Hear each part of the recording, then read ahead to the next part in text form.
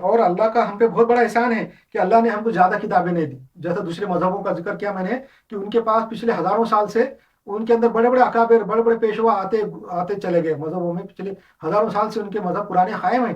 تو ان کے اندر بہت لوگ آئے اور انہوں نے بہت کتابیں لکھی ہوئی ہے. ان کے پاس بہت بڑے ذخیرے جمع ہو گئے. کئی ڈزن کتابیں ہیں ان لوگوں کے پاس جمع ہو گئی. اس میں سے بہت سارے لاسٹ ہو گئی. 90% تو وہ لاسٹ گما دیے انہوں نے. ان کے گم گئی کتابیں. مگر ابھی بھی جو جمع ہے وہ بھی بہت زیادہ ہے. اور انہوں نے کب لکھا کون لکھا کیا لکھا کچھ معلوم نہیں ہے. انگریزوں نے جمع کیا. جب انگریز برٹش لوگ آئے برٹش نے پوری دنیا میں جمع ہوئے غیر مسلموں کی کتابیں جمع کی ان کی باتیں جمع کی اور باتیں جمع کر کے ان کو کتابیں لکھ لکھ پرنٹ کر کے دی.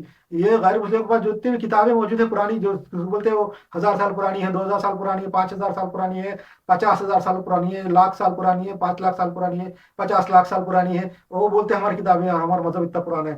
وہ سب کچھ بھی نہیں ہے کہیں بھی لکھا نہیں ہے. برٹش کے زمانے میں وہ سب ان کی باتیں جمع ہوئی اور 200-300 سال سے زیادہ ان کی کوئی کتاب پرانی نہیں ہے. وہ انہوں نے برٹش والوں نے ادھر ادھر سے ٹکڑے ٹاکڑے جمع کر کے پھر بھی ان کے پاس بہت کتابیں ہیں. غیر مسلموں کے پاس غیر مسلم کے مذہبوں میں دوسرے مذاہب میں بہت کتابیں ہیں. اسلام کا اللہ کے اوپر بہت بڑا احسان ہے کہ ہمارے پاس زیادہ کتاب نہیں دی انہوں نے. حدیث اور قرآن بس اتنی ہے. قرآن اتنی سی اور حدیث کی اتنی کتاب وہ اتنی چھوٹی ہے ہمارے پاس دی اللہ تعالیٰ نے قرآن کی اس لیے دی کہ وہ چھوٹی پڑھنا آسان ہے. یہ اتنی ہزاروں کتابیں اتنی ڈجنوں کتاب لے کے ہم پڑھ نہیں سکتے تھے. ہمارے کو تو کئی کئی زندگیاں چاہیے تھی. جیسے غیر مسلم بولتے ہیں کہ ہم کو کئی زندگی چاہیے ہماری دین کی کتاب پڑھنے کے لیے. اب جب تم کو کئی زندگی چاہیے کئی کئی زندگی تم ایک لائف میں تو تم پڑھ بھی نہیں سکتے سمجھ بھی نہیں سکتے. پھر وہ اس پہ عمل کب کریں گے اور کون عمل کرے گا. کوئی عمل نہیں کرے گا. بس وہ پڑھتے پڑھتے ان میں کب مر جاتے ہو اور غلط راستے پہنچ جاتے. جیسا کہ میں نے اس سے پہلے بولا تھا کہ ریل کا ٹکٹ ہے اگر آپ وہ سمجھ نہیں سکے کس پہ کیا لکھا ہوا ہے کدھر جانا ہے تو آپ کیا کریں گے. کوئی سمجھ میں نہیں آ رہا کدھر جانا ہے کیا جانا ہے. ریل آ گئی ہے جو بھی ریل کھڑی ہے اس میں بیٹھ جائیں گے آپ اور چلے جائیں گے تو کوئی بھی غلط اسٹیشن پہنچ جائیں گے. جہاں آپ کو جانا نہیں تھا وہاں پہنچ جائیں گے.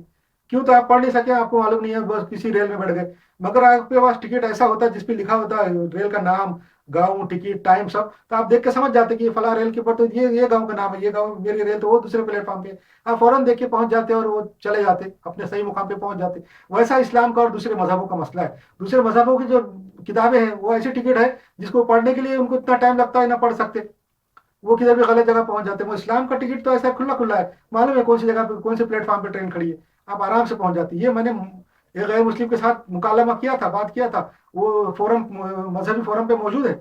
تو اسلام کا اللہ کے اوپر بہت بڑا احسان ہے کہ اس نے ہم کو چھوٹی کتاب دی تاکہ جلدی سے پڑھے جلدی سے عمل کرے جلدی سے سمجھ جائے اپنی زندگی اپنے لائف ٹائم کے اوپر اس پہ عمل کرے لوگوں پہ عمل کرائے. اور تقریباً ایک مہینے کے اندر اسلام کی اچھی خاصی اسٹڈی ہو سکتی ہے. اس قرآن کی بھی حدیث کی بھی ایک مہینے میں اچھی خاصی اسٹڈی ہو سکتی ہے. دوسرے مذہبوں کی طرح پوری لائف اور کئی کئی لائف نہیں لگتی. تو یہ اللہ کا بہت بڑا احسان ہے ہمارے اوپر.